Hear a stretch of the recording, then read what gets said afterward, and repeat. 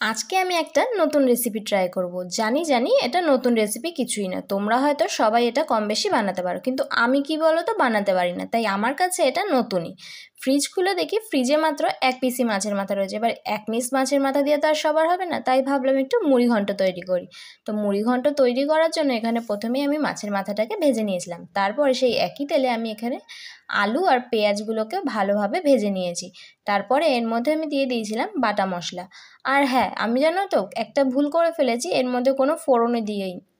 তোমরা মুড়িঘণ্ট তৈরি করার সময় কী ফোড়ন দাও জানাতে কিন্তু একদম ভুলো না আমাকে। আর তারপরে দেখো এখানে মশলা দিয়ে কষানোর পরে আমি যেহেতু প্রথমবার তৈরি করছি, তাই অল্প করে একটু আমি গোবিন্দভোগ চাল দিয়ে দিয়েছিলাম।